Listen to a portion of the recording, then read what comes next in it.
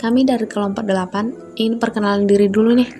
Saya Misalnya Landa Talitor Morbo dengan NIM 2024150. Perkenalkan, nama saya Hagia Hafisa dengan NIM 20241034. Perkenalkan, nama saya Mariza Daya Putri dengan NIM 20241046. Kita mempunyai banyak kebutuhan, mulai dari kebutuhan dasar seperti makanan, pakaian, rumah, sampai dengan hiburan seperti nonton bioskop atau pergi berlibur. Untuk bisa memenuhi berbagai kebutuhan tersebut, kita memerlukan uang. Tentunya kita menginginkan supaya uang yang digunakan nilainya bisa stabil. Coba bayangkan, apabila uang yang kita gunakan nilainya berubah-ubah atau bergejolak. Contoh ekstrimnya, hari ini untuk berbelanja kebutuhan bulanan, kita harus mengeluarkan uang sebesar Rp500.000. Tiba-tiba, bulan depan ketika kita belanja bulanan lagi dengan jumlah barang yang sama, harganya naik jadi 2 kali lipat. Dengan uang yang ada saat ini, kita hanya mendapatkan setengah dari kebutuhan bulanan kita. Artinya, nilai uang kita telah berkurang separuhnya. Kenaikan harga yang berlebihan dan terjadi dalam waktu singkat seperti ini akan membuat kehidupan masyarakat menjadi semakin sulit.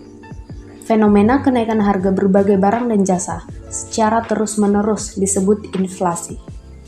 Perekonomian pada dasarnya membutuhkan inflasi dalam tingkat tertentu dan wajar untuk dapat tumbuh. Namun, inflasi yang terjadi secara berlebihan akan sangat merugikan kehidupan kita sehari-hari.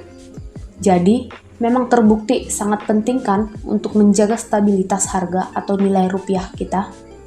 Lalu, siapa yang bertugas menjaga dan memelihara kestabilan harga di Indonesia? Nah, ini adalah tugas dari Bank Indonesia sebagai bank sentral. Bank Indonesia bertugas untuk melaksanakan kebijakan moneter, yang salah satu bentuknya adalah menjaga kestabilan harga. Dengan kata lain, Bank Indonesia berusaha menjaga tingkat inflasi mereka dalam target yang ditetapkan oleh pemerintah setelah berkoordinasi dengan Bank Indonesia. Nah, bagaimana cara Bank Indonesia untuk mencapai target inflasi tersebut? Bank Indonesia memiliki beberapa instrumen kebijakan moneter yang dapat digunakan.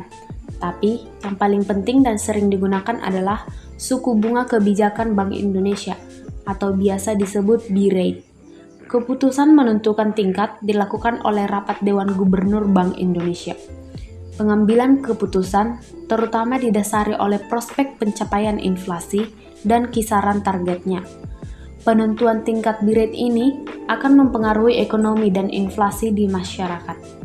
Apabila Rapat Dewan Gubernur BI melihat indikator resiko meningkat dalam perekonomian seperti jumlah uang beredar terlalu banyak, defisit transaksi berjalan membesar, utang luar negeri naik, tekanan inflasi ke depan diperkirakan lebih tinggi dalam kisaran targetnya, dan resiko faktor-faktor lain yang penting, maka Bank Indonesia akan menaikkan suku bunga BI Rate untuk mengendalikan resiko inflasi tersebut dan menjaga ekspektasi masyarakat. Di sisi lain, bila Bank Indonesia memandang tekanan inflasi ke depan terjaga, uang beredar cukup dalam perekonomian, serta resiko ekonomi terjaga, BI Rate dapat diturunkan. Namun, kita juga perlu tahu bahwa inflasi di Indonesia juga dapat ditentukan oleh faktor lain, yaitu harga bahan makanan dan harga barang akibat kebijakan. Bank Indonesia juga menjaga inflasi di daerah tetap stabil. Caranya, Bank Indonesia bekerja sama dan berkoordinasi dengan pemerintah melalui forum kerjasama yang dinamakan Tim Pengendalian Inflasi Daerah. Bagaimana BI Rate dapat mempengaruhi tingkat inflasi?